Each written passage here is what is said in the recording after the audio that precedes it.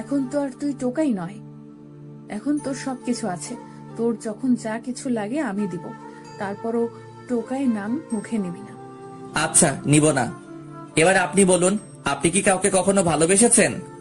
আয়, এই যা ইংলিশে বলে দিতে চাইছিলাম এখনই। আপনার কোনো পছন্দের ছেলে আছে?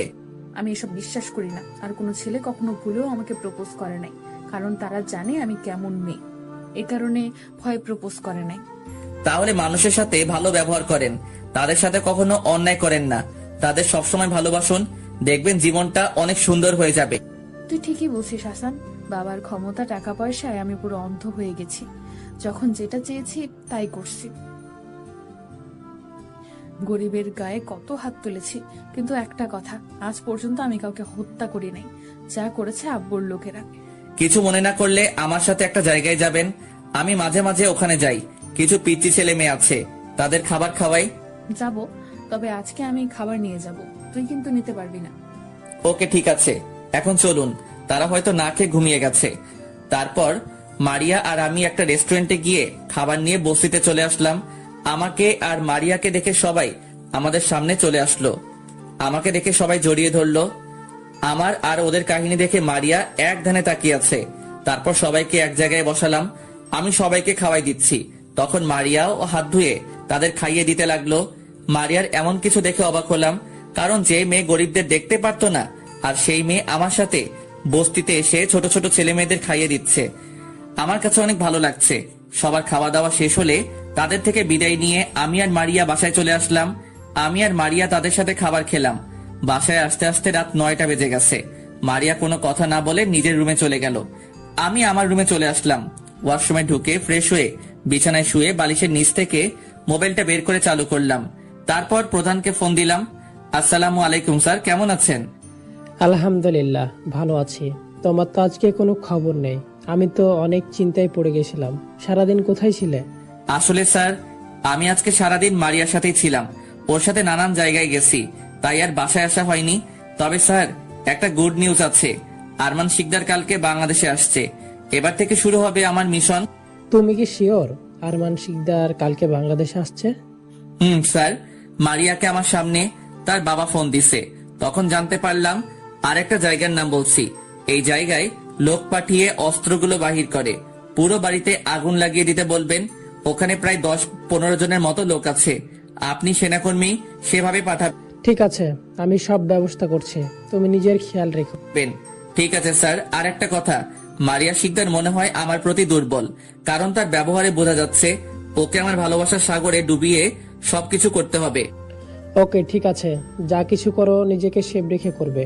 তোমার কিছু হয়ে গেলে রাইসা আর তোমার আম্মু কি হবে? তাদের কথা কিন্তু মাথায় রাখবে। আজকে তোমার কথা জিজ্ঞেস করেছে, কিন্তু আমি কাজে গেছে বলে চালিয়ে দিছে। তুমি যত দ্রুত সম্ভব কাজটা শেষ করো। Okay sir. আর পুরনো বাড়ির ঠিকানা এইটা, একটু সাবধানে যেতে বলবেন। তারা কিন্তু বাড়ির চারপাশে সিসি ক্যামেরা লাগিয়ে রেখেছে। তাদের প্রথম কাজ হবে কারেন্টের লাইন কেটে দেওয়া, তারপর আক্রমণ করবে। ঠিক আছে, বুদ্ধি দেওয়ার জন্য ধন্যবাদ। আর এখন শুয়ে পড়ো, কালকে কথা হবে। আমি লোক পাঠাচ্ছি। তারপর প্রধান ফোন কেটে দিল। আমি আর কিছু না ভেবে ঘুমিয়ে গেলাম। সকালে হঠাৎ মারিয়া আমাকে ডাকতে লাগলো। কি হয়েছে, ডাকছেন কেন? তুই এখনো ঘুমিয়ে আছিস? আমাদের সাথে এয়ারপোর্ট যাবি না? আব্বু অল্প কিছুক্ষণের মধ্যে বাংলাদেশে পৌঁছে যাবে। আসলে গতকাল কথা বলতে বলতে অনেক রাত হয়ে গেছে। আপনি চলে যান, আমার শরীরটা কেমন খারাপ লাগছে। উনি বাসায় আসলে কথা বলা যাবে। ঠিক আছে, আমি কাজের লোককে বলে যাচ্ছি তোকে ওষুধ এনে দিতে। নাস্তা করে শুয়ে থাকিস। বলে রুম থেকে বেরিয়ে গেল। আসলে আমি নিজে যেতে চাইনি, কারণ রাইসা আর আম্মুর সাথে কথা বলবো। আম্মু আর রাইসার কথা মনে পড়ছে অনেক। বিছানা থেকে উঠে দরজা বন্ধ করে দিলাম। এখন মারিয়া আর আমি ছাড়া কেউ আমার দরজা খুলতে পারবে না। আর রুমের ভিতরে কথা বললে বাহিরে কোনো শব্দ যায় না। মোবাইল বের করে রাইসার মোবাইলে ফোন দিলাম। ফোন দেওয়ার সাথে সাথে ধরলো। হয়তো আমার ফোনের আশায় বসে আছে। কিরে রাইসা, কেমন আছিস? আম্মু কেমন আছে? আম্মু কোথায়? তোকে ছাড়া ভালো লাগে না ভাইয়া? আম্মুও সারাদিন তোর জন্য চিন্তা করে। তুই কেমন আছিস ভাইয়া? আলহামদুলিল্লাহ, আমিও ভালো আছি। আর আমার জন্য চিন্তা করিস না। আল্লাহর রহমতে তোর আর আম্মুর দোয়ার সাথে থাকলে কেউ কিছু করতে পারবে না। একমাত্র আল্লাহ ছাড়া? আমি প্রতিদিন নামাজ পড়ে তোর জন্য দোয়া করি, আল্লাহ যেন আমার ভাইয়াকে সব সময় ভালো রাখে। এখন বল আম্মু কোথায়? আম্মুর কাছে মোবাইলটা দে। তারপর রাইসা আম্মুর কাছে মোবাইলটা দিল। আম্মু আমার সাথে কথা বলতে এসে কান্না করে দিল। আমি আম্মুকে বুঝিয়ে শান্ত করলাম। কিছুক্ষণ আম্মুর সাথে কথা বলে ওয়াশরুমে চলে গেলাম। ফ্রেশ হয়ে বিছানায় বসতেই দরজায় টোকা পড়লো। আমি দরজা খুলে দেখি বাসার কাজের লোক আমার জন্য নাস্তা আর সাথে ওষুধ নিয়ে আসছে। তাদের থেকে নাস্তা নিয়ে দরজা বন্ধ করে দিলাম। বিছানায় বসে নাস্তা খেয়ে নিলাম আর ওয়াশরুমে গিয়ে ওষুধগুলো ফেলে দিলাম। হঠাৎ মনে হলো প্রধানকে ফোন দেওয়ার কথা। গতকাল রাতে কি মিশন ঠিক মতো হয়েছে তা জানার জন্য প্রধানকে ফোন দিলাম। আসসালামু আলাইকুম স্যার, কেমন আছেন? আর গতকাল রাতের মিশন সাকসেসফুল হয়েছে? আলহামদুলিল্লাহ ভালো আছি। আর গতকাল রাতে তোমার কথা মতো আক্রমণ করা হয়েছে, তবে আমাদের লোক কিছু আহত হয়েছে। তারা হাসপাতালে আছে। তাদের সবগুলো লোক মারা গেছে। পুরো বাড়িতে আগুন লাগিয়ে দেওয়া হয়ে গেছে। ও ঠিক আছে, কিন্তু সকালবেলা মারিয়া তো আমাকে কিছু বলে নাই, নাকি এখনো খবর পাইনি? সেটা হবে। ঠিক আছে, পরে কথা হবে। নিজের খেয়াল রেখো। আল্লাহ হাফেজ। প্রধান ফোন কেটে দেওয়ার পর বিছানায় শুয়ে ভাবতে লাগলাম, মারিয়া কি এখনো খবর পাইনি? খবর পাবে কিভাবে? তাদের লোক তো সবগুলোকে মেরে ফেলেছে। হঠাৎ কে যেন দরজায় টোকা দিল। আমি মোবাইল বন্ধ করে সেফ মতো রেখে দরজা খুলে দিলাম। দরজা খুলে দেখি মারিয়া দাঁড়িয়ে আছে। চোখ দেখে বোঝা যাচ্ছে অনেক রেগে আছে। আপনার আব্বু এসেছে। আর আপনার চোখ এমন লাল হয়ে আছে কেন? গতকাল রাতে আমাদের পুরনো বাড়িতে কারা জানি আক্রমণ করেছে। আমাদের সব লোক মারা গেছে, আবার পুরো বাড়িতে আগুন লাগিয়ে দিছে। ওই বাড়িতে আমাদের প্রায় 1 কোটি টাকার অবৈধ জিনিস ছিল। এর আগে আর্মি অফিসার রাসেল বর্ডারের পাশে পুরনো বাড়িতে আগুন লাগিয়ে দিছে। ওখানে প্রায় 2 কোটি টাকার অবৈধ মালামাল ছিল। এখন আমার মনে হয় আর্মি অফিসার রাসেল মনে হয় বাংলাদেশে আছে। কি বলছেন আপনি? প্রায় 3 কোটি টাকার মালামাল আগুনে পুড়িয়ে দিছে। এই আর্মি অফিসার মনে হয় অনেক চালাক। সে এমন ভাবে কাজ করে আপনারা কেউ বলতে পারেন না? আরো তাই মনে হয়, কিন্তু ওকে যদি একবার ধরতে পারি আমি নিজের হাতে খুন করব। আমাকে এখনো চিনতে পারে নাই ওই আর্মি অফিসার। আচ্ছা, এসব নিয়ে পরে ভাবা যাবে। এখন বলেন আপনার আব্বু কোথায়? আমাকে ওনার সাথে পরিচয় করিয়ে দিবেন না? এখন করব না, কারণ আব্বুর এখন মাথা গরম আছে। আমি এসেছি তোকে দেখতে। তুই সকালে বলেছিলি তোর শরীর খারাপ, তাই তোকে দেখতে আসলাম। এখন এখন কি তোর অবস্থা? আলহামদুলিল্লাহ, আমি এখন ভালো আছি। কাজের লোক ওষুধ দিয়ে গেছে। ঠিক আছে, এখন শুয়ে থাক। আর একটা কথা, তোর কাছে কি মোবাইল আছে? না, আমার কাছে কোনো মোবাইল নেই। থাকলে তো আপনার কাছে ফোন দিয়ে খোঁজ খবর নিতাম। ঠিক আছে, বিকেলে তোকে নিয়ে মার্কেটে যাব, তখন একটা কিনে দেব। বলে মারিয়া চলে গেল। আপনারা কি ভাবছেন আমি মারিয়ার প্রেমে পড়ে গেছি? তাহলে ভুল ভাবছেন। আমি ওকে আমার প্রেমে ফাঁসিয়ে আমার বোনের শরীর থেকে যতটুকু রক্ত ঝরিয়েছে আমিও তার শরীর থেকে ততটুকু রক্ত ঝরাবো। এখন থেকে দেখবেন আমি রাসেল কি করি। মাত্র তো 2টা বাড়িতে আগুন দিছি। তোদের সব আস্তানার একবার খবর পাই সবগুলোতে আগুন লাগিয়ে দিব। তারপর তোদের আইনের আওতায় আনবো। বিকেলে ঘুমিয়ে আছি, হঠাৎ মারিয়া আমার রুমে এসে ডাকতে লাগলো, আই হাসান ওঠ, তোকে নিয়ে বাহিরে যাব। আপনি রেডি হয়ে একটু নিচে দাঁড়ান, আমি ফ্রেশ হয়ে আসছি। মারিয়া ঠিক আছে বলে রুম থেকে বেরিয়ে গেল। আমি বিছানা থেকে নেমে ওয়াশরুমে ঢুকে ফ্রেশ হয়ে একটা জামা গায়ে দিয়ে রুম বেরিয়ে বাসার বাইরে চলে আসলাম। কিছুক্ষণ পর মারিয়া বেরিয়ে আসলো। তাকে দেখে তো আবার প্রেমে পড়ে গেলাম। হায় হায়, এটা আমি কি বলছি? তাহলে আমার বোনের রক্তের প্রতিশোধ নিব কিভাবে? তো যাই হোক, মারিয়া এসে নিজের গাড়িতে উঠলো। তার লোকেরা তার সাথে আসতে চাইলে মারিয়া মানা করে। আমি মারিয়ার সাথে গাড়ির সামনে বসলাম। মারিয়া প্রথমে একটা মার্কেটে গেল। মার্কেট থেকে একটা দামি মোবাইল কিনে দিল। তারপর এখানে ওখানে ঘোরাঘুরি করে রাত 10টায় বাসায় গেল। এইভাবে দেখতে দেখতে আরো কিছুদিন চলে গেল। মারিয়া এখন আমার প্রতি দুর্বল। প্রতিদিন আমাকে সকালে এসে ঘুম থেকে উঠাই, আমার জন্য চা নিয়ে আসে, আমার অনেক কেয়ার করে, আমাকে নিয়ে বিভিন্ন জায়গায় ঘুরতে যায়। মারিয়া আমাকে কিছু একটা বলতে চায়, কিন্তু ভয়ে বলতে পারে না। ও, আপনাদের তো বলতে ভুলে গেছি, এর ফাঁকে আরমান শিকদারের সাথে মারিয়া আমাকে পরিচয় করিয়ে দিছে এবং আমি যে মারিয়াকে সন্ত্রাসীদের হাত থেকে রক্ষা করেছি সেটাও বলেছে। তারপর থেকে আমাদের মারিয়ার সাথে সবসময় থাকার জন্য বলেছে। প্রথম প্রথম আরমান শিকদারের মাথা গরম ছিল, এখন সব ঠিকঠাক আছে। তবে আর্মি অফিসার রাসেলকে মারার অনেক প্ল্যান করেছে, কিন্তু তাকে কোথাও খুঁজে পায় না। সে কোথায় একমাত্র পাঠক পাঠিকারা জানে। বিকালে একটা পার্কে মারিয়া আর আমি বসে আছি। তখন মারিয়া বলল, তোমাকে একটা কথা বলবো প্লিজ, কথাটা শুনে তুমি রাগ করো না। রাগ করার কি আছে, আপনি বলুন।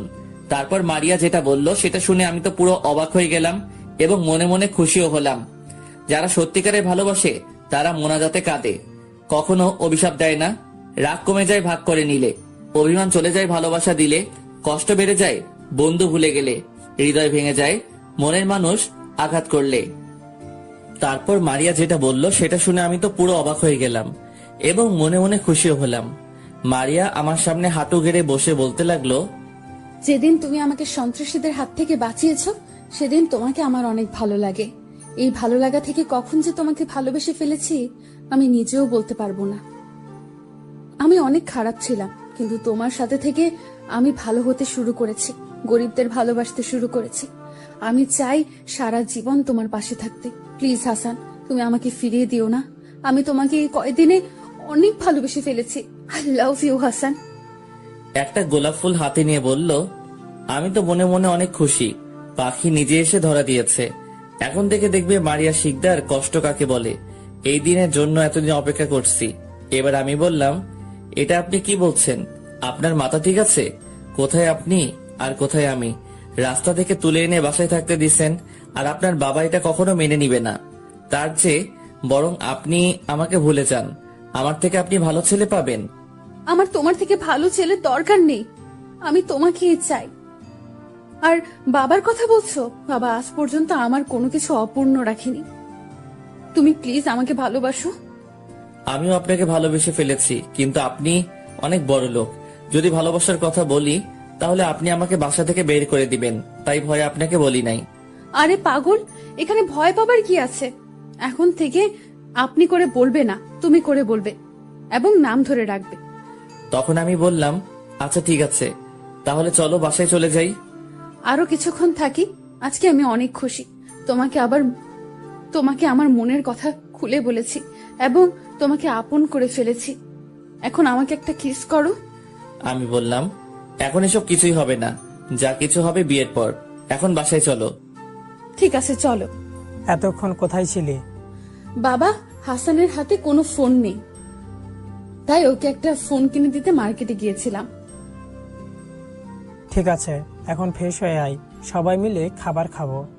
মারিয়া ঠিক আছে বলে তার রুমে চলে গেল। আমি আমার রুমে চলে আসলাম। আরমান শিকদার লোক লাগিয়ে রাখছে ওই আর্মি অফিসারকে খুঁজে বের করার জন্য।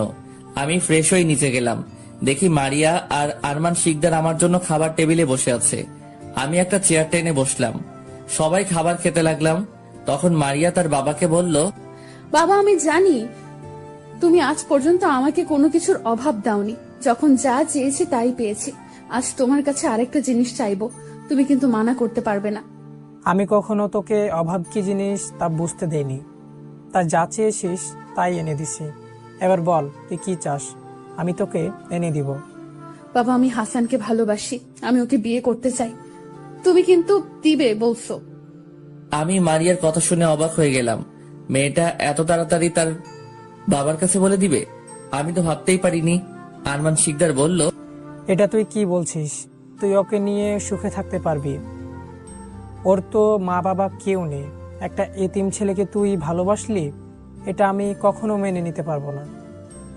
বাবা, তুমি কিন্তু বলছো দিবে, আর ওর কেউ নেই তো কি হয়েছে? তুমি তো আছো। আর আমি জানি হাসান অনেক ভালো ছেলে, ও আমাকে কখনো কষ্ট পেতে দিবে না। প্লিজ বাবা, তুমি রাজি হয়ে যাও, আমি আর তোমার কাছে কিচ্ছু চাই না। তুই কি করে ভাবলি আমি তোকে কষ্ট দিব না? তোদের ধ্বংস করার জন্য এসেছি, মনে মনে বললাম। তখন আরমান শিকদার বলল, ঠিক আছে, তুই যখন বলছিস আমি রাজি। তবে এখন তোদের বিয়ে হবে না, কারণ 1 মাস পরে আমাদের একটা ডিল আছে। ওটা যদি পাই তাহলে আমাদের সাথে যা ক্ষতিপূরণ হয়েছে তা পুষিয়ে আসবে। ঠিক আছে আব্বু, আমরা না হয় ডিলটা পাওয়া পর্যন্ত অপেক্ষা করব। তুমি কি বলো হাসান? আমি বললাম, আমি আর কি বলবো, তোমরা যা বলবে তাই হবে। তারপর খাওয়া দাওয়া করে রুমে চলে আসলাম। রুমে এসে ভাবতে লাগলাম, বিয়ে আমি তোকে কখনো করব না, তার আগে তোদের অবৈধ ব্যবসা ধ্বংস করব। হঠাৎ মারিয়া রুমে আসলো। রুমে এসে দরজা বন্ধ করে দিয়ে আমার পাশে বিছানায় শুয়ে পড়লো। তখন আমি বললাম, তুমি আমার রুমে কেন? কেউ দেখলে কি ভাববে? কেউ দেখবে না, সবাই ঘুমিয়ে গেছে। আমি তোমার সাথে ঘুমাবো, আমার একা রুমে ভালো লাগছে না। আমি বললাম, এখন আমাদের বিয়ে হয়নি, আর আমি বিয়ের আগে তোমার সাথে কিছু করতে চাই না। তুমি প্লিজ রুম থেকে বেরিয়ে যাও। বিয়ে হয়নি তো কি হয়েছে, বিয়ে তো একদিন হবে। আর এখন তুমি আমাকে কিস করবে, বিয়ের পর বাকিটা করবে। আমি বললাম, আমি এটা করতে পারবো না, বিয়ের আগে এসব কিছু হারাম। আমি কোনো কথা শুনতে চাই না, বিয়ে তো একদিন হবে, আর আমরা তো খারাপ কিছু করতে চাই না। প্লিজ শুধু একটা বার কিস করব, এর থেকে বেশি কিছু করব না। আমি বললাম, আয়। মারিয়া আমার ঠোঁটের সাথে ঠোঁট এক করে দিল। আমি অনেক ছোটাছুটি করছি, কিন্তু মারিয়া আমাকে শক্ত করে ধরে কিস করতে লাগলো। 2 মিনিট কিস করে ছেড়ে দিয়ে রুম থেকে দৌড় দিয়ে বেরিয়ে গেল। আমার থেকে ভালোই লাগছে, জীবনে এই প্রথম কোনো মেয়ে আমাকে কিস করছে। ভালো লাগলে হবে না, আমাকে মিশন কমপ্লিট করতে হবে। মোবাইলটা বের করে চালু করলাম, তারপর প্রধানকে ফোন দিলাম। প্রধান ফোন ধরার পর আমি বললাম, আসসালামু আলাইকুম স্যার, কেমন আছেন? আলহামদুলিল্লাহ ভালো আছি। তুমি কেমন আছো? আর কতটুকু পর্যন্ত আগালে? তোমার আম্মু আর বোন তোমার জন্য চিন্তা করছে? আমি ভালো আছি। আপনি বোন আর আম্মুকে কিছুদিন বুঝিয়ে রাখুন, কিছুদিনের মধ্যে সবকিছু আয়ত্তে নিয়ে আসবো। আর আরমান শিকদার আজকে বলেছে কানাডা এর মাফিয়ার সাথে তার নাকি একটা ডিল হবে। যদি ডিলটা পেয়ে যায় তাহলে নাকি আগে তাদের যা ক্ষতি পূরণ হয়েছে সবকিছু পুষিয়ে আসবে। তাহলে আমার মনে হয় অনেক বড় ডিল হবে। আমাদের যেভাবেই হোক এটা ডিলটা যেন আরমান শিকদার না পায় সে ব্যবস্থা করতে হবে।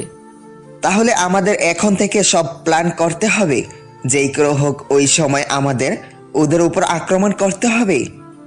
আর ডিলটা কোথায় হবে তুমি আমাকে সব তথ্য দিবে, আমরা আগে থেকে কাজ শুরু করে দেব, যাতে তাদের সহজে ধরতে পারি। আমি বললাম, ওকে ঠিক আছে, আমি সবকিছু জানার পর আপনাকে ফোন করে সব বলবো। এখন আমাদের আরমান শিকদারের আরো কিছু অবৈধ কলকারখানায় আক্রমণ করতে হবে। আমার জানা মতে 2টা অবৈধ কারখানার সন্ধান পেয়েছি, আমি ঠিকানা মেসেজ করে পাঠিয়ে দিব। আপনি লোক পাঠিয়ে দিবেন। ঠিক আছে, তুমি পাঠিয়ে দাও, আমি সব ব্যবস্থা করছি। এখন রাখি, কেউ দেখলে সমস্যা হয়ে যাবে তোমার। আর তুমি সব সময় সেভে থাকবে। ভালো থেকো, আল্লাহ হাফেজ। প্রধানের সাথে কথা বলে আমি মেসেজের ঠিকানা পাঠিয়ে দিলাম, তারপর মোবাইল বন্ধ করে ঘুমিয়ে পড়লাম। সকালে ঘুম থেকে উঠতে হঠাৎ বুকের উপর ভারী কিছু অনুভব করলাম। চোখ খুলে দেখি মারিয়া আমাকে জড়িয়ে ধরে শুয়ে আছে। আমি একটু লড়তেই মারিয়া ঘুমটা ভেঙে গেল। তখন আমি বললাম, কি ব্যাপার, তুমি কোন সময় আসলে আর আমাকে জড়িয়ে ধরে শুয়ে আছো কেন? সকালে তোমাকে ডাকতে এসে দেখি তুমি ঘুমিয়ে আছো, ঘুমের মধ্যে তোমাকে অনেক সুন্দর লাগছে, তাই তোমাকে না ডেকে জড়িয়ে ধরে শুয়ে পড়লাম। ঠিক আছে, এখন আমার বুকের উপর থেকে নামো, আমি ফ্রেশ হব। আর একটু থাকো না, তোমাকে জড়িয়ে ধরে থাকতে আমার অনেক ভালো লাগছে। পরে অনেক সময় পাবে জড়িয়ে ধরার। এখন ওঠো, আমি ফ্রেশ হয়ে আসি। মারিয়া আর কোনো কথা না বলে বুকের উপর থেকে নেমে বিছানায় বসে রইল। আমি বিছানা থেকে উঠে ফ্রেশ হয়ে বাহিরে এসে দেখি মারিয়া এখনো বিছানায় বসে আছে। তারপর দুজনে নিচে চলে গেলাম। নাস্তার টেবিলের সামনে গিয়ে দেখি আরমান শিকদার বসে আছে। আমি আর মারিয়া 2টা চেয়ার টেনে বসলাম। হঠাৎ আরমান শিকদার বলল, মারিয়া, ডিলটা কোথায় করলে ভালো হয়, যেখানে করলে সমস্যা হবে না, মানে পুলিশ, র্যাব, বিজেপি, সেনাবাহিনী এরা যেন জানতে না পারে। আব্বু আমি বলি কি, এই ডিলটা তো অনেক বড়, তাই বলছি সিলেটে যে বর্ডারের পাশে আমাদের আরেকটা কারখানা আছে ওখানে করলে ভালো হবে। কারণ ওই কারখানার কথা কোনো পুলিশ, র্যাব, সেনাবাহিনী কেউ জানে না, শুধু বিজিবি এটার কথা জানে। তবে আমরা তো অনেক টাকা দিয়ে তাদের মুখ বন্ধ করে রেখেছি। তুই ঠিক বলছিস, এই ডিলটা অনেক বড়, আর এটা যদি সেনাবাহিনীর কানে যায় তাহলে অনেক বড় একটা সমস্যা হবে। আর কানাডা থেকে জেমস, কানাডার মাফিয়া, বলেছে একটা নিরাপত্তার জায়গায় ব্যবস্থা করতে। যদি কোনো সমস্যা হয় তাহলে আমাদের কাউকেই ছাড়বে না। আমার বিশ্বাস এটা কেউ বলতে পারবে না। তুমি জেমসকে জানিয়ে দাও, কোনো সমস্যা হবে না তাদের সব কিছু রেডি করতে। আর তুমি সিলেটে যারা ওই কারখানায় কাজ করে তাদের বলো চারিপাশে সিসি লাগিয়ে রাখতে।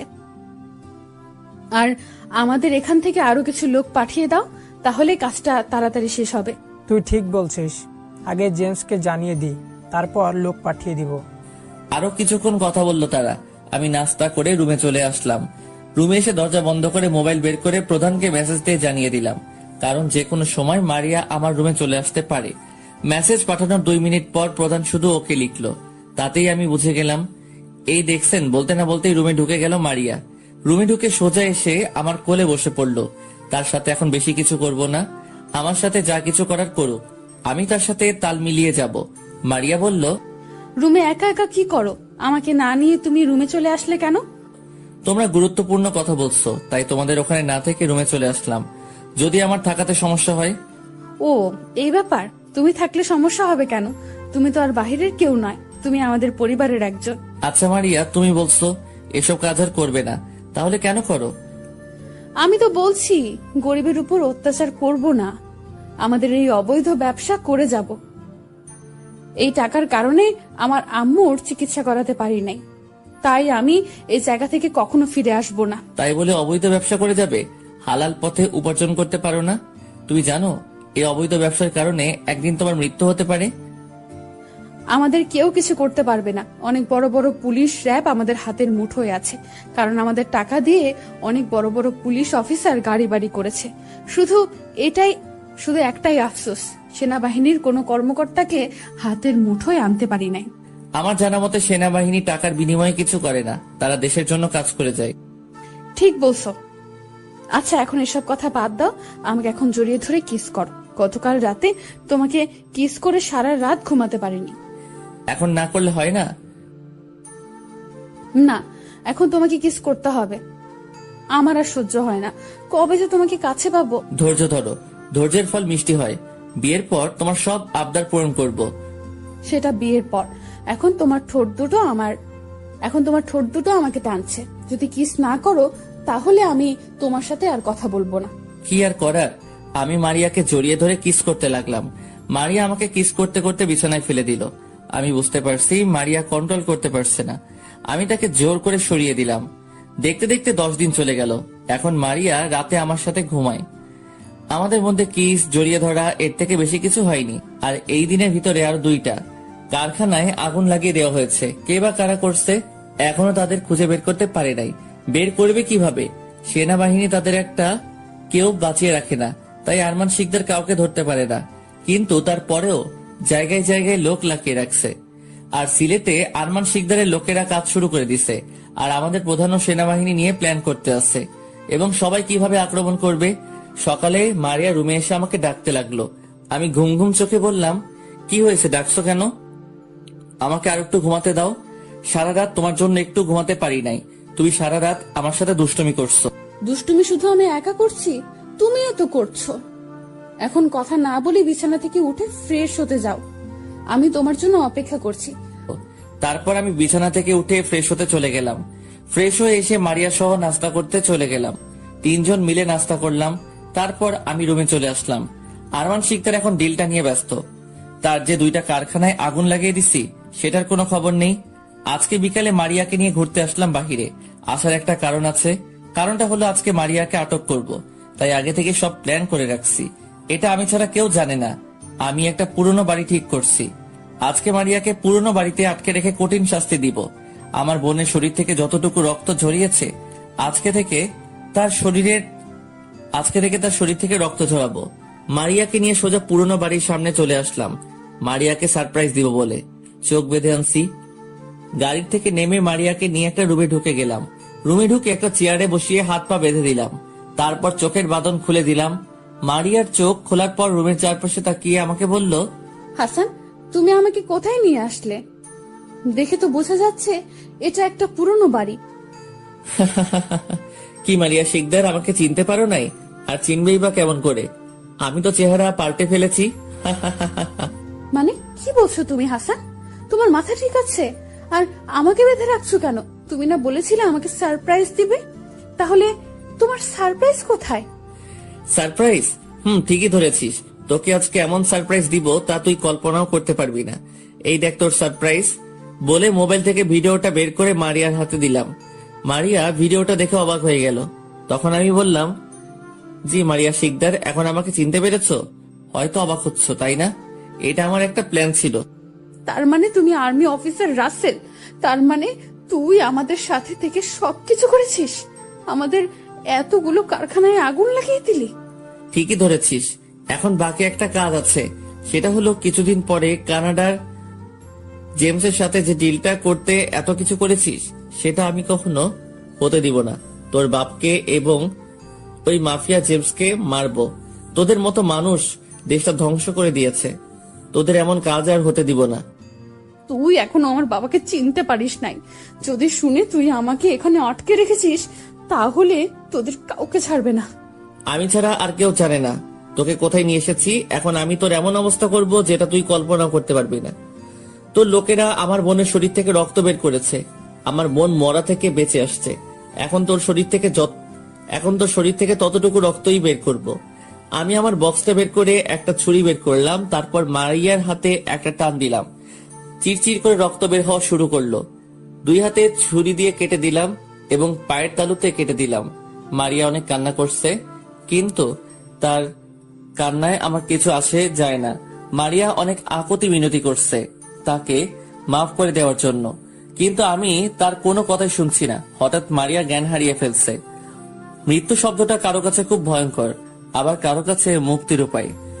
সময়ের পরিবর্তনে রাগ অভিমান কমে যায়, কিন্তু কারো দেয়া আঘাতের দাগগুলো থেকে যায়। হঠাৎ মারিয়া জ্ঞান হারিয়ে ফেলছে। আমি রুম থেকে বেরিয়ে দরজায় তালা মেরে গাড়ি নিয়ে একটা হাসপাতালে চলে গেলাম। হাসপাতাল থেকে একজন ডাক্তার সাথে করে নিয়ে আবার পুরনো বাড়িতে চলে আসলাম। ডাক্তার মারিয়ার কাটা জায়গায় ব্যান্ডেজ করে দিল আর কিছু ওষুধ লিখে দিয়ে গেল। আর এই ডাক্তার আমাকে চিনে, কারণ আমি যখন মুখে সার্জারি করি তখন এই ডাক্তার আমার কেবিনে ছিল। ডাক্তারকে বলেছি কাউকে যেন কিছু না বলে, বলে তাকে দুনিয়ায় বাঁচিয়ে রাখবো না। ডাক্তার বলল সে কাউকে কিছু বলবে না। ডাক্তারকে হাসপাতালে দিয়ে আবার পুরনো বাড়িতে চলে আসলাম। আসার সময় রেস্টুরেন্ট থেকে খাবার নিয়ে আসলাম। রুমের ভিতরে ঢুকে দেখি মারিয়ার জ্ঞান ফিরেছে। আমাকে দেখে মারিয়া বলল, কিরে, আমাকে বাঁচিয়ে রাখছিস কেন? আমাকে বাঁচিয়ে রাখলে তোর বিপদ, কারণ আমার বাবার কানে যদি যায় তুই আমাকে কিডন্যাপ করেছিস, তাহলে আব্বু তোকে ছাড়বে না। মারিয়ার কথা শুনে আমি তাকে বললাম, আরে আমাকে মারার কথা পরে ভাবিস, আগে তুই এবং তোর বাপ বাঁচবি কিনা সেটা চিন্তা কর। মারিয়া আমার কথা শুনে হাসতে হাসতে বলল, তুই হয়তো আমার বাবাকে চিনিস না, পুরো বাংলাদেশে আগুন লাগিয়ে দিবে। এখনো সময় আছে, তুই আমাকে ছেড়ে দে।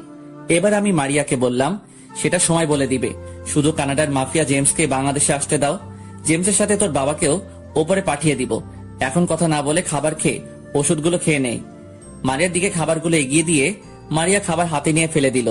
মাথা তো পুরো গরম হয়ে গেছে, তাই 2টা ঠাস করে থাপ্পড় মেরে দিলাম।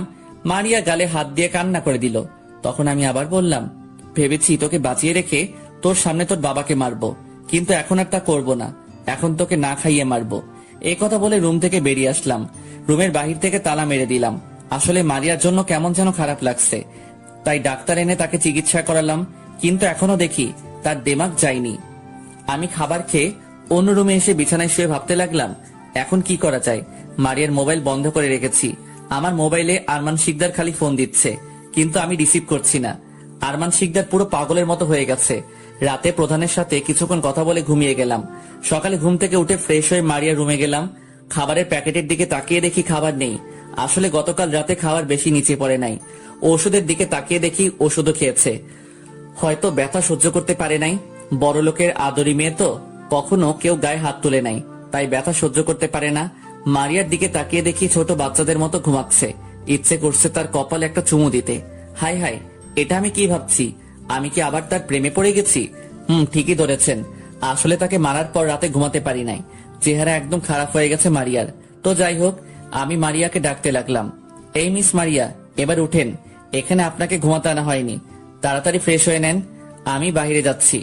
মারিয়া কোনো কথা না বলে বিছানায় থেকে উঠে ওয়াশরুমে চলে গেল। আমি রুম থেকে বেরিয়ে বাসার বাইরে চলে আসলাম। গাড়ি নিয়ে রেস্টুরেন্ট থেকে নাস্তা নিয়ে আবার বাসায় চলে আসলাম। ও আপনাদের তো বলতে ভুলে গেছি, মারিয়াকে যে রুমে আটকে রেখেছি সেই রুমে সিসি ক্যামেরা লাগিয়ে রেখেছি, তাও আবার লুকিয়ে রেখেছি যাতে মারিয়া দেখতে না পায়। তালা খুলে বাসার ভিতরে ঢুকে মারিয়ার রুমে গেলাম। মারিয়ার রুমে গিয়ে দেখি বিছানায় বসে আছে মাথা নিচু করে। আমি নাস্তা তার সামনে দিয়ে বললাম, নাস্তা করে ওষুধ খেয়ে নেয় বলে রুম থেকে বেরিয়ে আসলাম। মারিয়া কেমন করে যেন আমার দিকে তাকিয়েছিল। দেখতে দেখতে 10 দিন চলে গেছে। মারিয়াকে আর একটা টোকা দিলাম না। সারাদিন মন মরা হয়ে থাকে, আর আমি বাহিরে গেলে সবসময় ছদ্মবেশে বের হতাম। আরমান শিকদার পুরো বাংলাদেশের 64 জেলায় লোক লাগিয়ে রেখেছে। তার মেয়েকে খুঁজে বের করার জন্য। এই 10 দিন আমি মারিয়ার প্রতি দুর্বল হয়ে গেছি। তাকে আবার ভালোবেসে ফেলেছি। মারিয়াকে যেভাবে বলি সেইভাবে চলে। এর ফাঁকে প্রধানের সাথে কথা হয়েছে। তাকে আমি বলি নাই যে আমি মারিয়াকে কিডন্যাপ করছি। যদি প্রধান জানতে পারে আমি মারিয়াকে কিডন্যাপ করছি, তাহলে প্রধান বলবে তাদের হাতে মারিয়াকে দিয়ে দিতে। আজকে আমি হাসপাতালে এসে গায়ের কিছু জায়গায় ব্যান্ডেজ করে আরমান শিকদারের বাসায় গেলাম, কারণ আরমান শিকদার যেন বুঝতে পারে সন্ত্রাসীরা আমাকে অনেক মেরেছে। আমাকে দেখে আরমান শিকদারের লোকেরা ঘেরাও করে ফেলছে। আরমান শিকদার ভিতর থেকে আমার সামনে এসে বলল, কি রে, তোর এই অবস্থা কেন? আর আমার মেয়ে কোথায়? আমরা একটা পার্কে ঘুরতে গিয়েছিলাম। হঠাৎ কিছু লোক আমাদের সামনে এসে আমাকে আর আপনার মেয়েকে ধরে নিয়ে যায়। আমাদের একটা পুরনো বাড়ি নিয়ে যায় আর আমাকে অনেক মেরেছে। গতকাল আমাকে রাস্তায় ফেলে চলে যায়। কিছু লোক আমাকে হাসপাতালে নিয়ে যায়। এরপর আজকে হাসপাতাল থেকে সোজা আপনার বাসায় আসি। আমার কথা শুনে আরমান শিকদারের মাথা খারাপ হয়ে যায়। তখন আমাকে বলল, তুই কি জায়গাটা চিনতে পারছিস? কোথায় তোদের নিয়ে গেছে? তুই শুধু একবার জায়গাটার নাম বল। ওই সন্ত্রাসীরা আমাদের চোখ বেঁধে নিয়ে গেছে, তাই জায়গাটা চিনতে পারি নাই। আবার রাতে রাস্তায় ফেলে গেছে আমাকে। না, না জানি আমার মেয়েটার কি অবস্থা করেছে ওই সন্ত্রাসীরা। আমি তাদের কাউকে ছাড়বো না, কাউকেই ছাড়বো না। তুই শুধু বল আমার মেয়ের কিছু করেছে ওরা? সেটা আমি বলতে পারবো না, কারণ আমাকে তারা অন্ধকার একটা রুমে নিয়ে গেছে। মারিয়াকে আমি দেখতে পাইনি। ঠিক আছে, তুই রুমে যা, আমি দেখতে আসি। আমার মেয়েকে কোথাও আটকে রাখতে পারবে না, কোথাও আটকে রাখতে পারবে না। আমি ওই সন্ত্রাসীদের খুঁজে বের করব। আমি কোনো কথা না বলে আমার রুমে চলে আসলাম। রুমে এসে মোবাইলটা বের করে রাফিকে ফোন দিলাম। আসলে আমি এখন আরমান শিকদারের সাথে থাকবো, তাই রাফিকে পুরনো বাড়িতে রেখে আসছি মারিয়াকে দেখে রাখার জন্য। রাফি কল রিসিভ করার পর আমি বললাম, কি রে, কি করিস? মারিয়া কি খাবার খেয়েছে? তোর সাথে কোনো খারাপ ব্যবহার করে? আর এখন কি তোর সাথে কোনো খারাপ ব্যবহার করেনি তো? আর এখন কি করে মারিয়া? আমি অন্য রুমে বসে আছি। মারিয়া, খেয়ে ওষুধ খেয়েছো? আর আমার সাথে কোনো খারাপ ব্যবহার করে না। ঠিক আছে, ওর যখন যা দরকার হয় তুই তাকে এনে দিস, আর সবসময় ওর খেয়াল রাখিস। বাহিরে গেলে তালা মেরে যাস। ওটা নিয়ে তোকে ভাবতে হবে না, আমি সব সময় ওর খেয়াল রাখবো। আরো কিছুক্ষণ কথা বলে বিছানায় শুয়ে পড়লাম। হঠাৎ আরমান শিকদার আমার রুমে আসলো। আমি বিছানা থেকে উঠে বসলাম। তখন আরমান শিকদার বলল, তুমি বাসায় থাকো, আমরা সবাই সিলেট যাচ্ছি। জেমস বলেছে আজ রাতে বাংলাদেশ আসবে। এয়ারপোর্ট থেকে আমার লোক তাকে সিলেটে নিয়ে যাবে। তোমার যখন যা কিছু লাগে কাজের লোককে বলবে, তারা তোমাকে সবকিছু এনে দেবে। ঠিক আছে, কিন্তু মারিয়ার ব্যাপারে কিছু ভাবলেন না? ওকে সন্ত্রাসীদের হাত থেকে বাঁচাবেন না? তখন আরমান শিকদার বলল, আগে ডিলটা হাতে পেয়ে নি, তারপর মারিয়াকে খুঁজবো। কারণ এই ডিলটা হাতছাড়া হলে রাস্তায় নামতে হবে আমাদের। তার মানে আপনার কাছে মেন চাইতে ডিলটা বড়। ওকে যদি সন্ত্রাসী মেরে ফেলে তাহলে আপনার একটু কষ্ট হবে না? তখন আরমান শিকদার বলল, ওকে মেরে ফেললে আমার একটুও কষ্ট হবে না, কারণ মারিয়া আমার মেয়ে না। আমার এই টাকার জন্য আমার বউকে নিজের হাতে খুন করেছি।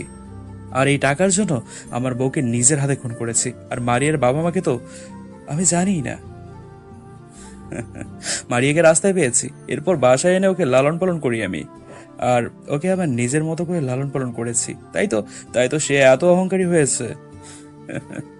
আমি আরমান শিকদারের কথা শুনে পুরো অবাক হয়ে গেলাম।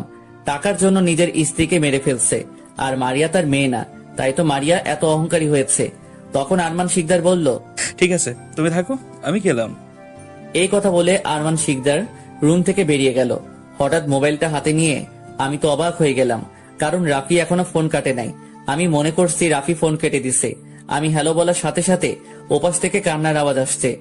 ঠিকই ধরেছেন, মারিয়া কান্না করছে। তখন আমি বললাম, কি ব্যাপার, তুমি কান্না করছো কেন? কি হয়েছে তোমার? রাফি কিছু বলেছে?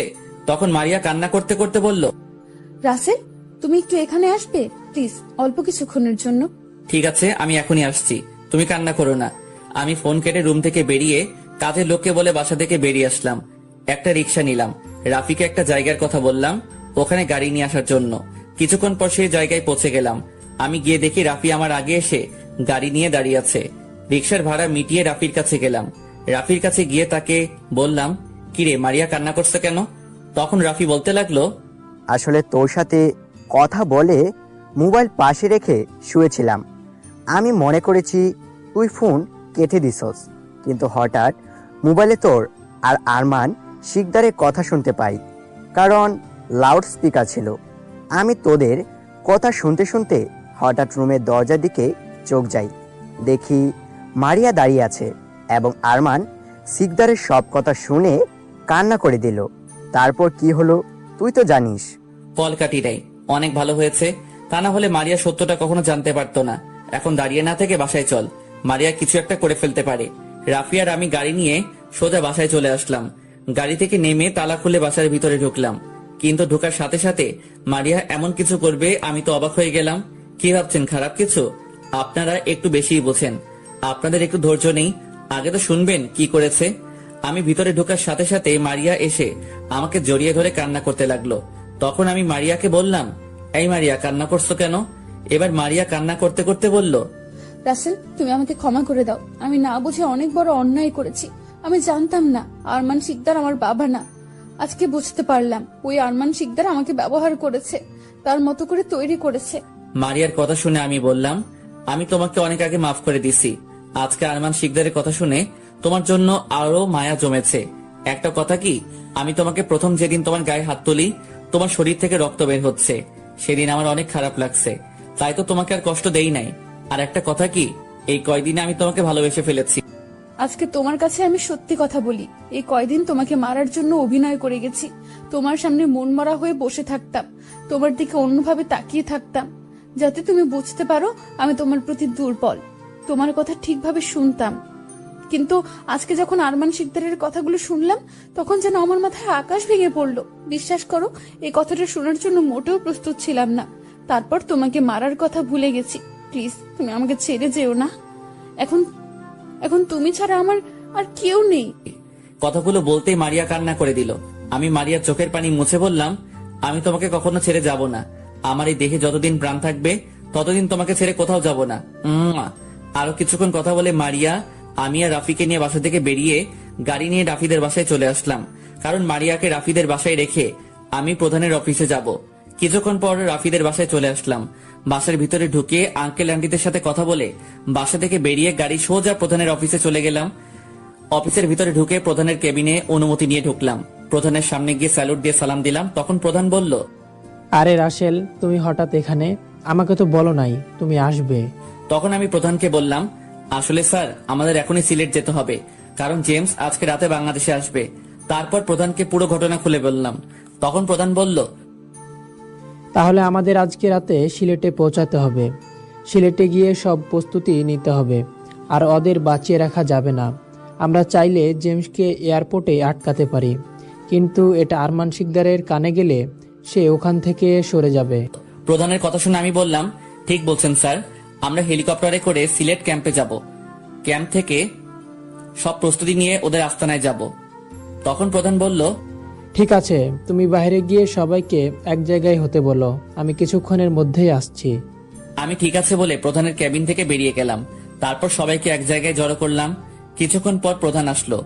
তারপর প্রধান সবার উদ্দেশ্যে বলতে লাগলো, তোমরা হয়তো জানো আমাদের দেশে একটা মাফিয়া আছে। সে এই দেশটাকে ধ্বংস করে দিচ্ছে। সে দেশের বাইরের লোকের সাথে হাত আছে। এই দেশকে বাইরের অবৈধ ব্যবসা করে যাচ্ছে। এই দেশ থেকে বাইরের অবৈধ ব্যবসা করে যাচ্ছে। তাই আমরা আজকে রাতে সিলেটে যাব। ওখানে গিয়ে সবাইকে প্রস্তুতি নিতে হবে। তারপর সবাই একসাথে বলল, ওকে স্যার। তারপর প্রধান আমাকে বলল তাদের বুঝিয়ে দিতে। তখন আমি বললাম, সবাই শুনুন, এই দেশ আমাদের। এই দেশ পুরো বাংলাদেশের 18 কোটি মানুষের। আমরা চাই আমাদের দেশকে রক্ষা করতে, দেশ থেকে সব সন্ত্রাসীদের দূর করতে। দেশের জন্য জীবন দিতে প্রস্তুত আছি আমরা। আমরা সন্ত্রাসীদের সব আস্তানা পুড়ে দেশটাকে শান্তিপূর্ণ দেশ হিসেবে গড়ে তুলব। তাই আমাদের সবাইকে প্রস্তুত হতে হবে। বাস্তবে তেলাপোকা দেখলে দৌড় দিয়ে পালিয়ে যাই, হাসলে কিন্তু দাঁত ভেঙে দিব। গল্পে হিরো সাজলাম আর কি। তো যাই হোক, গল্পে আসা যাক। আমার কথা শুনে সবাই সাহস পেল। আর তারপরে প্রধান আরো কিছু কথা বলল। আমরা সব জিনিসপত্র নিয়ে এখান থেকে 5টা হেলিকপ্টার নিয়ে সিলেটের উদ্দেশ্যে রওনা দিলাম। প্রায় 40 মিনিটের মধ্যে সিলেট ক্যাম্পে পৌঁছে গেলাম। ওখানে আরো কিছু কথা বললাম। আমাদের সাথে মেজর জেনারেল রহমত এসেছে, কিভাবে কি করতে হবে সবকিছু বুঝিয়ে দিচ্ছেন। আমরা সবাই প্রস্তুতি নিচ্ছি। রহমত স্যার কিন্তু সেনাবাহিনী ওদের আস্তানায় পাঠালো, কারণ ওদের আস্তানায় কোথায় কি আছে সেগুলো জানার জন্য। ওদের আস্তানায় 4 জন সেনাবাহিনী পাঠানো হয়েছে, সাথে সেনা সদস্য রহিমও গেছে। তারা সবাই ছদ্মবেশে গেছে। তারা 4 জন গাছের পাতা দিয়ে শরীরটা ঢেকে রেখেছে। প্রায় 1 ঘন্টা পর 4 জন সেনা সদস্য আসলো। এসে মেজর রহমত স্যারকে বলল তারা ওই আস্তানায় চারপাশে সিসি ক্যামেরা লাগিয়ে ভরে রেখেছে এবং আস্তানা থেকে কিছুটা ধরে ধরে মাটির নিচে বোম ফিটিং করে রাখছে। আমাদের সবাইকে সাবধানে আক্রমণ করতে হবে, নিচের দিকে লক্ষ্য রাখতে হবে। যদি একটা বোমা বিস্ফোরণ হয় তাহলে তারা সবাই বুঝে ফেলবে। তখন মেজর রহমত বলল, চিন্তা করো না, আমরা প্রশিক্ষণপ্রাপ্ত সৈনিক, আমাদের ওরা কিছুই করতে পারবে না। এখন তোমরা কয়েকজন গিয়ে মাটির নিচে যে বোমা ফিটিং করেছো সেগুলো উঠিয়ে ফেলো, তাহলে আমাদের আক্রমণ করতে সমস্যা হবে না। আরো কিছুক্ষণ কথা বলল মেজর রহমত। তারপর আমরা আমাদের প্রস্তুতি নিলাম। এখন শুধু গভীর রাতের অপেক্ষা। হঠাৎ আমার মোবাইলে একটা কল আসলো। মোবাইলটা হাতে নিয়ে দেখি আননোন নাম্বার। আমার এই নাম্বারে অচেনা নাম্বার থেকে কল আসলো কিভাবে? এই নাম্বার তো বাহিরের কেউ জানে না, শুধু প্রধান এবং রাফির কাছে থাকে। আরো 2টা নাম্বার ছিল, সেগুলো দিয়ে সবার সাথে কথা বলতাম। তো এখন ওই 2টা নাম্বার বন্ধ করে রেখেছি, কিন্তু এই নাম্বারটা খোলা রেখেছি। প্রধান যে কোনো সময় ফোন দিতে পারে, তাই আমি ফোনটা রিসিভ করার পর ওই পাশের থেকে যে কথা বলল এবং যেটা বলল তার জন্য মোটেও প্রস্তুত ছিলাম না। আমার মাথা পুরো খারাপ হয়ে গেছে। ভালোবাসা হয়ে যায় খুব সহজে, আর মায়া কাটানো যায় না সারা জীবনেও। কিছু মানুষ অনলাইনে না থাকলে শুধু অনলাইন না, বুকটাও ফাঁকা ফাঁকা লাগে।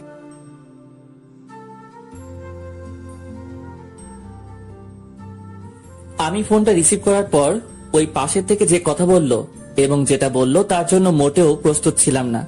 আমার মাথা পুরো খারাপ হয়ে গেছে। ঠিকই ধরেছেন, আরমান শিকদার। তখন আরমান শিকদার বলতে লাগলো, কি অফিসার, কোথায় আপনি? আপনার জানের জিগার বন্ধু এবং ভালোবাসা এখন আমার কাছে। আপনি হয়তো ভাবছেন আমি কিভাবে জানলাম, তাহলে শুনুন। আপনাকে কেমন সন্দেহ লাগছিল, তাই বাসা থেকে বেরিয়ে আসতে কিছু লোককে রেখে এসেছি আপনাকে দেখে রাখার জন্য। আমি বাসা থেকে বেরিয়ে আসার কিছুক্ষণ পর যখন আপনি বাসা থেকে বেরিয়ে আসেন তখন আমার লোক আপনাকে প্রো করে। তারপর আপনি বাসা থেকে বেরিয়ে কোথায় গেছেন আমার লোক সবকিছু দেখছে। আপনি বাসা থেকে বেরিয়ে আসার পর আমার লোক তোমার বন্ধু এবং ভালোবাসাকে ধরে আমার কাছে নিয়ে আসে। আমি আরমান শিকদারের কথা শুনে মাথা পুরো গরম হয়ে গেছে। তখন আমি বললাম, তুই যদি ওদের কিছু করিস আমি তোকে ছাড়বো না। এখনো সময় আছে, তুই ওদেরকে ছেড়ে দে, তা না হলে আমি তোকে নিজ হাতে মারবো। আমি ওদেরও মারবো এবং তোকেও মারবো। পারে পারে ওদেরকে বাঁচিয়ে নিয়ে যা। আমি এখন সিলেটে রওনা দিয়েছি, পারে ওখানে এসে নিয়ে যা। যদি কোনো সেনাবাহিনী সাথে নিয়ে আসিস তাহলে তাদের মেরেই ফেলবো একদম। ঠিক আছে, আমি এখনই আসছি। তুই ওদের কিছু করিস না, তুই যেভাবে বলবি আমি সেইভাবেই করব। ঠিক আছে, আমি তোর অপেক্ষায় আছি। বলে ফোন কেটে দিল। তখন মেজর রহমত স্যার আমাকে বলল, কি হয়েছে রাসেল, তোমাকে কেমন চিন্তিত লাগছে? কোনো সমস্যা? তখন আমি স্যারকে সব খুলে বললাম। স্যার আমার কথা শুনে বলল, তুমি এক কাজ করো, তুমি ওদের আস্থানায় যাবে আর সাথে করে আমার হাত মোবাইলটা নিয়ে যাও। আমি জানি তুমি ওখানে গেলে তোমার সাথে যা কিছু আছে সব কিছু ওরা নিয়ে নেবে, কিন্তু হাত মোবাইলটা নিবে না। তোমাদের মধ্যে কি কথা হয় আমি এখান থেকে সব শুনবো, তারপর সুযোগ বুঝে আক্রমণ করব। তুমি এক্ষুনি রওনা দাও। আমি মেজরের কথা শুনে গাড়ি নিয়ে আস্তানায় যেতে লাগলাম। প্রায় 1 ঘন্টা পর আরমান শিকদারের আস্তানায় চলে আসলাম। আস্তানার সামনে দেখি একটা হেলিকপ্টার, তার মানে আরমান শিকদার চলে এসেছে। আমাকে দেখে আরমান শিকদারের লোক এগিয়ে আসলো। তারপর আমার কাছে যা ছিল সবকিছু নিয়ে গেছে, শুধু হাতঘড়ি ছাড়া। আমার হাত পিছন থেকে বেঁধে ফেলেছে। তারপর আরমান শিকদারের লোকেরা আমাকে ভিতরে নিয়ে গেল। ভিতরে ঢুকে দেখি বিদেশি লোকের মতো 15-20 জন দাঁড়িয়ে আছে, আর একজন দেখি আরমান শিকদারের সাথে কথা বলছে। তাহলে ও জেমস। আমাকে দেখে আরমান শিকদার বলল, আসুন আসুন অফিসার, ওয়েলকাম। আপনার জন্য এতক্ষণ অপেক্ষা করছি। ওই তোরা ওর বন্ধু এবং ভালোবাসাকে নিয়ে আয়। 3 জনকে একসাথে আজ একসঙ্গে শেষ করব। তুই আমার বাসায় থেকে আমার সব অবৈধ কারখানায় আগুন লাগিয়ে দিয়েছিস, আমার কোটি টাকার মালামাল ধ্বংস করেছিস তুই। আজকে তোকে আমি মেরেই ফেলবো। আমাকে যা করার কর, কিন্তু ওদেরকে ছেড়ে দে। ওদের তো কোনো দোষ নেই, দরকার হয় আমাকে মেরে ফেল তুই। আজ মারিয়ার কারণে এত কিছু হয়েছে। আমি ওকে আমার মতো করে লালন পালন করেছি, কিন্তু তুই এসে তাকে ভালোর পথে নিয়ে গেলি। তাই ওকেও মরতে হবে ওকে। তোর এই বন্ধু তোকে অনেক সাহায্য করেছে, তাই না? তাই ওকেও মারবো, মেরে ফেলবো একদম। একথা বলে আরমান শিকদার রাফির পায়ে গুলি করলো। রাফি সাথে সাথে চিৎকার করে মাটিতে বসে পড়লো। রাফি মাটিতে বসে কান্না করছে। তার এই অবস্থা দেখে আমারও চোখ দিয়ে পানি পড়ছে। কি করব ভেবে পাচ্ছি না। স্যার এখনো আসছে না কেন? হঠাৎ আরমান শিকদার মারিয়ার বুকে গুলি করে দিল। মারিয়া ঠাস করে মাটিতে পড়ে গেল। আমার চোখ দিয়ে অঝরে পানি পড়তে লাগলো। আজ আমার জন্য এত কিছু হয়েছে, নিজেকে শেষ করে দিতে ইচ্ছে করছে। মারিয়ার কোনো সারা শব্দ নেই, তার মানে মারিয়া মারা গেছে। হঠাৎ চারপাশ থেকে গুলাগুলি শব্দ শুরু হলো। আরমান শিকদারের লোকেরা আমাকে ছেড়ে দিয়ে গুলি করা শুরু করেছে। হঠাৎ সেনাবাহিনী রহিম ভিতরে ঢুকে আমার হাতের বাঁধন খুলে দিল। আমি দৌড় দিয়ে মারিয়া এবং রাফির কাছে গেলাম। মারিয়াকে ধরে দেখি নিঃশ্বাস নিচ্ছে না। রহিমকে বলে আরো 4 জন সৈন্য এনে তাদের বাহিরে নিয়ে আসলাম। একটা গাড়িতে তুললাম। রহিমকে বললাম তাদের হাসপাতালে নিয়ে যেতে। রহিম আমার কথা মতো মারিয়া আর রাফিকে হাসপাতালে নিয়ে গেল। আমি এরপর আরমান শিকদারের লোকের উপর ঝাঁপিয়ে পড়লাম। আক্রমণ করতে করতে আরমান শিকদারের সব লোক মারা গেছে। আমাদের কিছু লোক অনেকটা আহত হয়েছে। আস্তানার ভিতরে ঢুকে দেখি আরমান শিকদার এবং জেমস কাউকে দেখতে পাচ্ছি না। হঠাৎ একটা রুমে কিছু একটা পড়ার শব্দ পেলাম। সেনা সদস্যদের বললাম দরজা ভেঙে ফেলার জন্য। কথা মতো দরজা ভেঙে ফেলা হলো। ভিতরে ঢুকে দেখি সব অবৈধ অস্ত্র, ড্রাগ, ইয়াবা। জেমস আর আরমান শিকদার একটা কোনায় লুকিয়ে আছে। আরমান শিকদার আর জেমসকে ধরে বাহিরে নিয়ে আসলাম। তারপর সবাই একসাথে শুট করলাম। তারা মাটিতে গড়াগড়ি করতে করতে মারা গেল। তারপর তাদের লাশ আগুন দিয়ে পুড়িয়ে ফেললাম। অস্ত্র, ড্রাগ, ইয়াবা এগুলো বের করে পুরো আস্তানায় আগুন লাগিয়ে দিলাম। তারপর মেজর সবাইকে নিয়ে ক্যাম্পে চলে গেল। আমি গাড়ি নিয়ে হাসপাতালে চলে আসলাম। আসার আগে ফোন দিয়ে রহিমকে বললাম কোন হাসপাতালে আছে। রহিম হাসপাতালে কথা বলল এবং কত নম্বর কেবিনে আছে সেটাও বলল। হাসপাতালে এসে একজন নার্সকে বলে কেবিনের সামনে চলে আসলাম। দেখি রহিম দাঁড়িয়ে আছে, সাথে আরো 4-5 জন সৈন্য আছে। আমি রহিমকে বললাম এখন কি অবস্থা ওদের, ডাক্তার কি বের হয়েছে? তখন রহিম বলল না স্যার, ডাক্তার এখনো বের হয়নি। আর আপনার বন্ধুর গুলি বের করা হয়েছে, সে এখন ভালো আছে। এখন ও অন্য কেবিনে আছে। এর ভিতরে ডাক্তার কেবিন থেকে বেরিয়ে আসলো। আমি ডাক্তারের সামনে গিয়ে বললাম ডাক্তার আমার মারিয়া কেমন আছে? ও কি বাঁচবে ডাক্তার? যত টাকা লাগে আমি দিব, আপনি ওকে আমার কাছে ফিরিয়ে দেন। দেখুন, আমরা অনেক চেষ্টা করেছি বাঁচানোর জন্য। তার বুকের গুলি বের করা হয়েছে, কিন্তু তারপরেও তাকে বাঁচাতে পারেনি। গুলিটা তার ফুসফুসে আঘাত করেছে, তাই আমাদের দ্বারা সম্ভব হয়নি। দুঃখিত। এ বলে ডাক্তার চলে গেল। আমি সাথে সাথে মাটিতে বসে পড়লাম। 2 চোখ দিয়ে পানি পড়তে লাগলো। আমার কারণে মারিয়াকে হারিয়ে ফেললাম। হঠাৎ আমি জ্ঞান হারিয়ে ফেললাম। যখন জ্ঞান ফিরে আসে তখন দেখি আমি একটা হাসপাতালের কেবিনে শুয়ে আছি। কেবিনে দেখি একজন নার্স। আমার জ্ঞান ফিরে আসার পর উনি বলল যাক, তাহলে আপনার জ্ঞান ফিরেছে। আজ 2 দিন পর আপনার জ্ঞান ফিরে এসেছে। হঠাৎ আমার মনে হলো মারিয়ার কথা। তখন আমি নার্সকে বললাম আমার মারিয়া কোথায়? মারিয়া আমাকে ছেড়ে কখনো যেতে পারে না। আপনি আমাকে ওর কাছে নিয়ে চলেন। ও আমাকে একা রেখে কখনো মরতে পারে না। তখন নার্স বলল আপনি শান্ত হন। আর আপনার মারিয়াকে সেনাবাহিনী ওই দিন নিয়ে গেছে। ওই দিনে ওর দাফন করা হয়ে গেছে। আপনি এখন অসুস্থ। প্লিজ আপনি উত্তেজিত হবেন না। নার্সের কথা শুনে আমি জোরে জোরে কান্না করতে লাগলাম। একটা বার আমার মারিয়ার মুখটা দেখতে পারলাম না। দেখতে দেখতে আজ 3 মাস চলে গেল।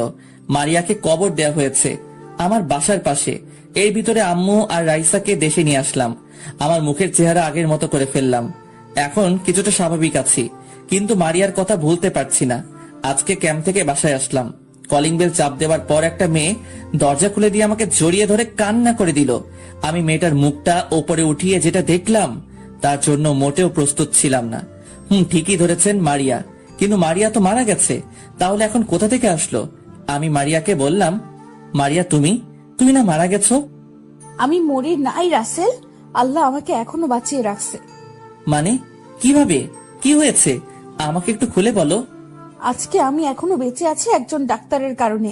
ওদিন যখন ডাক্তার আমাকে মৃত ঘোষণা করেন, তারপর আমাকে যখন মর্গে নিবে, তখন হঠাৎ আমার জ্ঞান ফিরে আসে।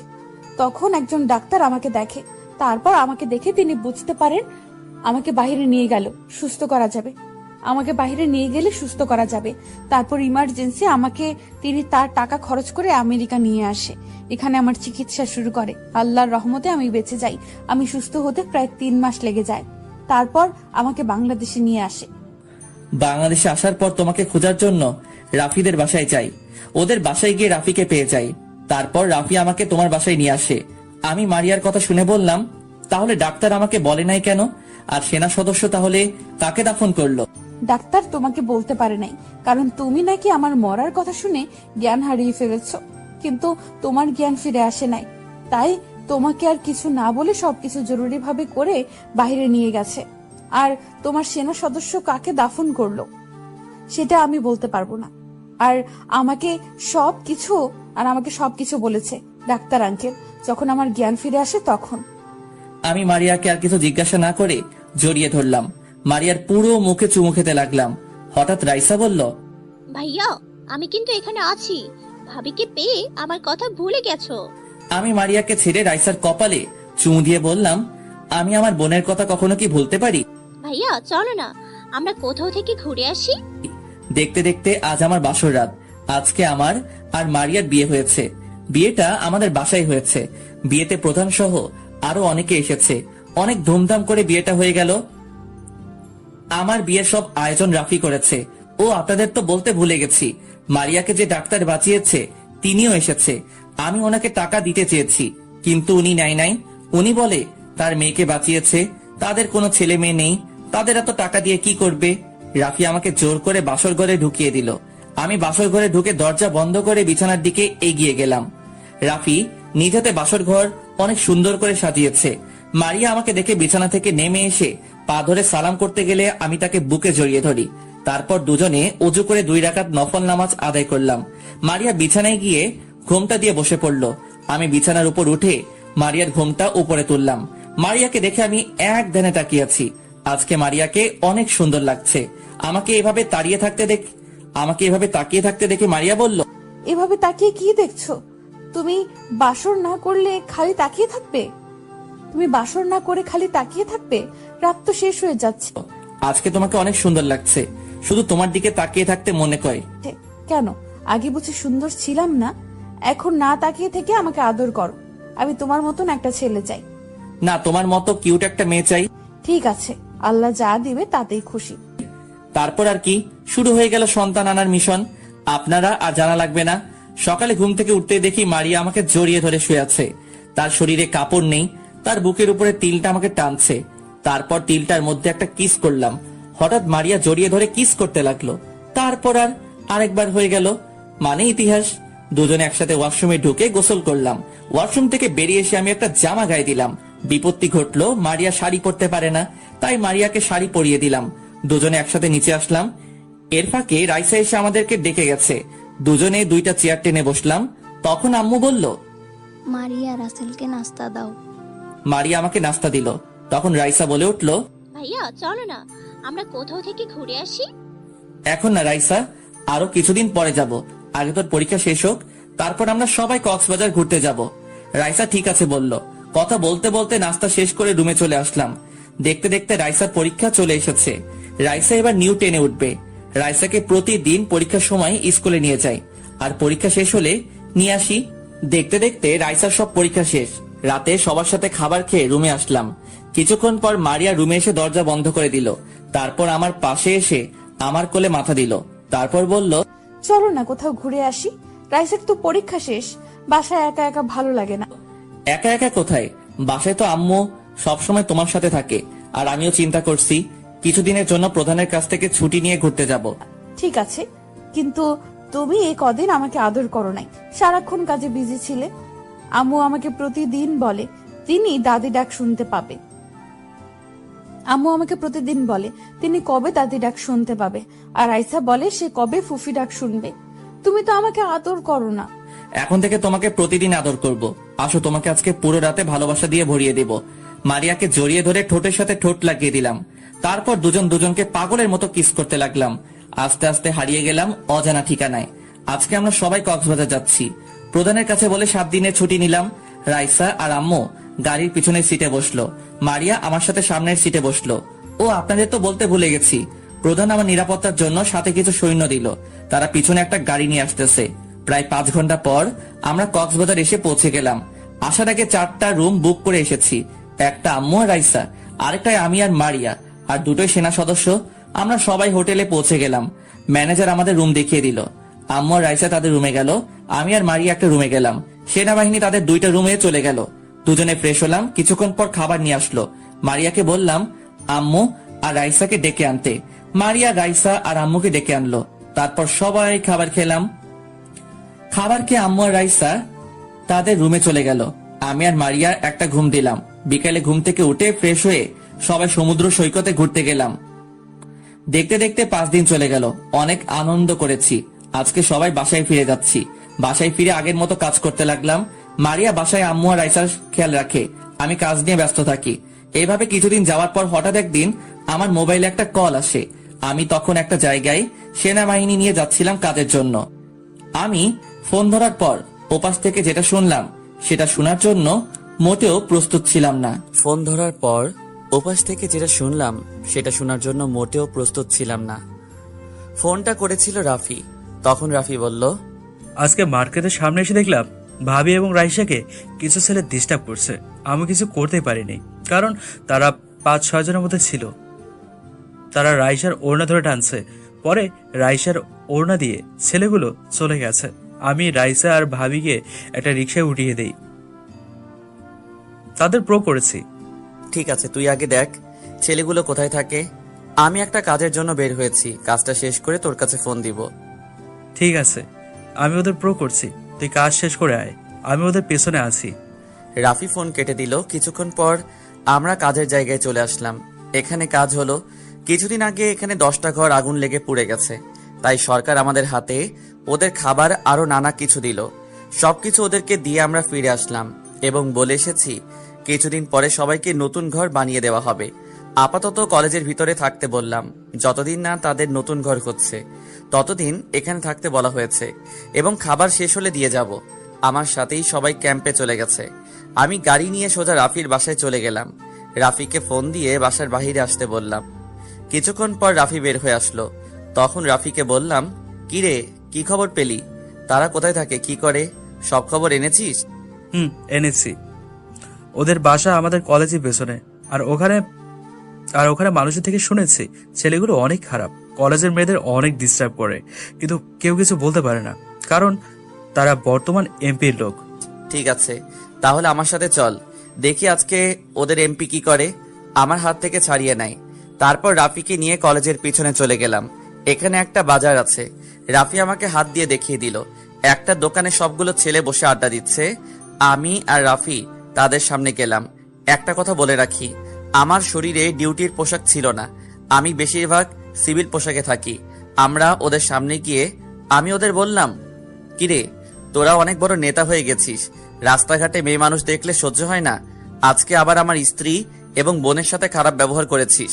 আজকে তোদের আমার হাত থেকে কেউ বাঁচাতে পারবে না। তখন তাদের মধ্যে একজন আমাকে বলল, আমরা এমপির লোক, তোকে যদি মেরে ফেলি তাহলে কেউ আমাদের কিছু করতে পারবে না। এটা বলার সাথে সাথে আমি ওদেরকে মারা শুরু করলাম। বাজারের মানুষ সবাই চারপাশে ঘিরে রেখেছে। আসলে আমি গাড়ির থেকে হাতে করে একটা রড নিয়ে গেছি। সবগুলো মায়ের খেয়ে দৌড় দিয়ে পালিয়ে গেল। আর যাওয়ার সময় বলে গেল আমাকে পরে দেখে নিবে। বাজারে সব মানুষ ওদের নামে নানান ধরনের কথা বলেছে। তারা নাকি এমপির পাওয়ারে চলে। আজকে থেকে আপনাদের কোনো ভয় নেই। যদি আর কখনো এমপির ওই কুত্তাগুলো আপনাদের এবং মেয়েদের নিয়ে কিছু করে তাহলে আমার এই নাম্বারে ফোন দিবেন। তাদের সবাইকে আমার একটা একটা করে কার্ড দিলাম। তারা আমার কার্ডটা হাতে নিয়ে বুঝতে পারলো আমি একজন আর্মি অফিসার। তাই তারা অনেক সাহস পেল। তাদের থেকে বিদায় নিয়ে আমি আর রাফি চলে আসলাম। রাফিকে তাদের বাসায় নামিয়ে দিয়ে আমার বাসায় চলে আসলাম। কলিং বেল চাপ দিলাম। কিছুক্ষণ পর মারিয়া এসে দরজা খুলল। চোখ দুটো দেখে বোঝা যাচ্ছে অনেক কান্না করছে। তখন আমি মারিয়াকে বললাম, কি ব্যাপার মারিয়া, তোমার চোখ দুটো লাল হয়ে আছে কেন? আমার মনে হয় তুমি অনেক কান্না করেছো। মারিয়া আমাকে জড়িয়ে ধরে কান্না করে বলতে লাগলো, আসলে আজকে আমি আর রাইসা একটু মার্কেটে গেছি কিছু কেনাকাটা করতে। কেনাকাটা শেষ করে যখন বাইরে এসে রিক্সার জন্য দাঁড়িয়ে আছি, হঠাৎ কিছু ছেলে এসে আমাদের খারাপ খারাপ কথা বলে। আর একটা ছেলে রাইসার ওড়না নিয়ে গেছে। আমাদের সাথে কিছুক্ষণ খারাপ কথা বলে তারা চলে গেল। তারপর রাফি এসে আমাদের একটা রিক্সায় উঠিয়ে দিল। বাসায় গাড়ি থাকতে তোমরা রিক্সা করে কেন গেলে? আর বাসায় তো গার্ড ছিল, তাদের নিয়ে যাওনি কেন? তাহলে তো আর ওই ছেলেগুলো এসব করতে পারতো না।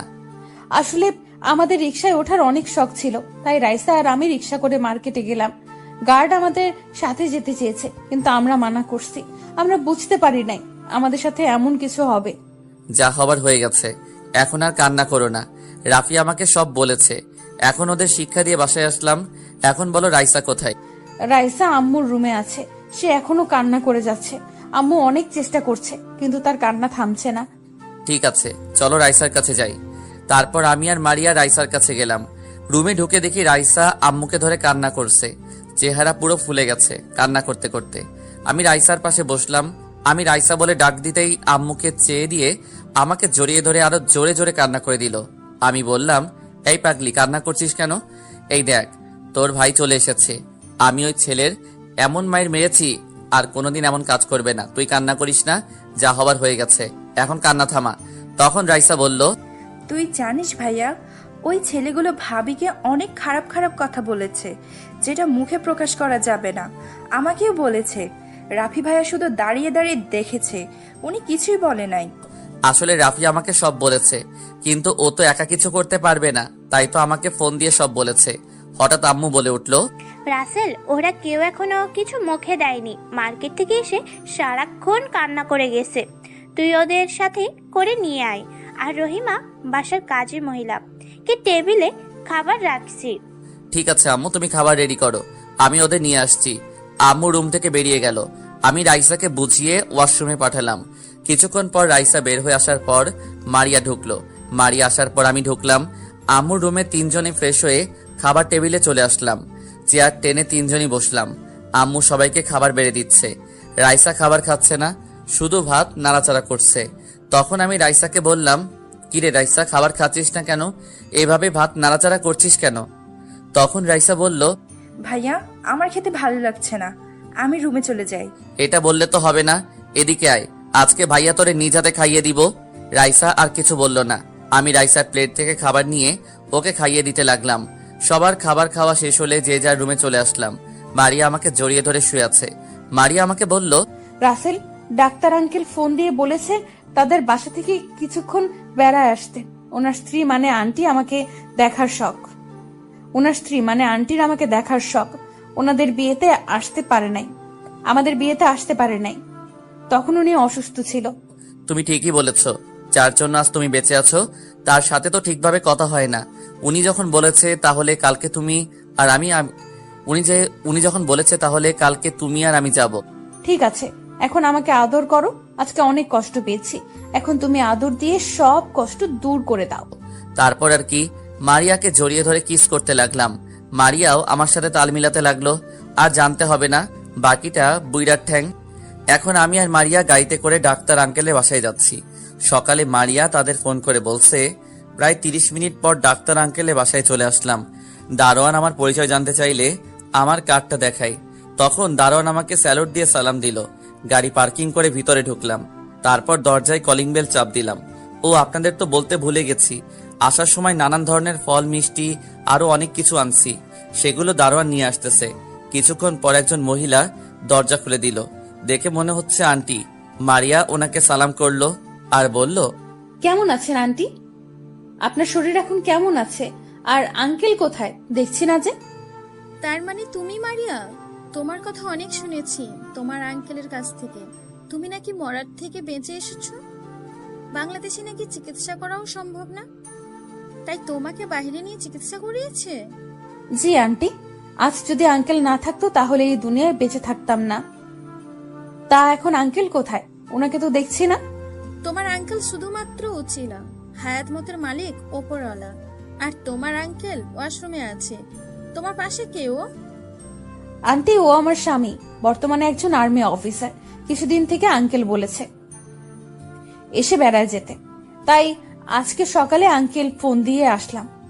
অনেক ভালো করেছো। তোমার আঙ্কেলকে অনেক দিন থেকে বলছি মারিয়াকে বাসায় নিয়ে আসতে, তাকে একটা বার দেখবো। এই দেখেছো আমি কেমন মানুষ? তোমাদের বাইরে দাঁড় করিয়ে কথা বলছি, ভেতরে আসো। আমরা আন্টির সাথে ভিতরে ঢুকলাম। আমাদেরকে সোফায় বসতে বলল। আন্টি আঙ্কেলকে ডাকতে চলে গেল। আমরা বাসার চারপাশে তাকিয়ে দেখতে লাগলাম। দেখি পুরো বাসার ভিতরে বাচ্চাদের খেলনা দিয়ে সাজিয়ে রেখেছে, মনে হয় একটা ছেলে মেয়ের আশায়। কিছুক্ষণ পর দেখি আন্টি আর আঙ্কেল আমাদের সামনে আসলো। আঙ্কেল বলল, কেমন আছো তোমরা? তাহলে এতদিনে তোমাদের আসা হলো? তখন মারিয়া বলল, আলহামদুলিল্লাহ আঙ্কেল, আমরা সবাই ভালো আছি। আর রাসেল সারাদিন কাজে থাকে, তাই তাকে আর বলা হয়নি। আপনি কেমন আছেন? আলহামদুলিল্লাহ, আমিও ভালো আছি। রেহেনা, ওদের জন্য নাস্তা তৈরি করো। আন্টির সাথে আমিও যাব, চলুন আন্টি। এই বলে যেই না মারিয়া বসা থেকে উঠবে, তখন সোফার একটা কোনায় শাড়ির আঁচল ছিঁড়ে গেছে। তখন আন্টি বলল, সমস্যা নেই, আমার রুমে শাড়ি আছে, ওখান থেকে একটা পরবে। চলো, তোমাকে আজ নিজে শাড়ি পরিয়ে দিব। তারপর মারিয়া আন্টির সাথে রুমে চলে গেল। আমি আঙ্কেলের সাথে বসে বসে কথা বলছি। হঠাৎ আন্টির কান্নার শব্দ পেয়ে আমি আর আঙ্কেল দৌড় দিয়ে রুমে গেলাম। আমাদেরকে দেখে আন্টি দৌড় দিয়ে এসে আঙ্কেলকে জড়িয়ে ধরে কান্না করতে করতে যেটা বলল, সেটা শুনে আমি পুরো অবাক হয়ে গেলাম। আর মারিয়া শুনে কান্না করতে করতে বসাচ্ছিল। মারিয়ার শরীরে এখনো আগের শাড়িটাই আছে। তো চলুন আন্টি আঙ্কেলকে জড়িয়ে ধরে কি কথা বলছে একটু শুনে আসি। ওগো, তুমি জানো এই মারিয়া আমার হারিয়ে যাওয়া মেয়ে। এত বছর পর ওকে আমি খুঁজে পেয়েছি। ওকে আমি আর হারাতে দিব না। তুমি কি করে চিনলে যে মারিয়া আমাদের মেয়ে? আমি মারিয়ার শাড়ি খুলতে গিয়ে তার পেটের উপর চোখ পড়ে। আমি দেখি মারিয়ার পেটের উপর একটা দাগ, যে দাগ আমার হারিয়ে যাওয়ার মেয়ে ছিল। তাই ওকে আমার চিনতে ভুল হয়নি।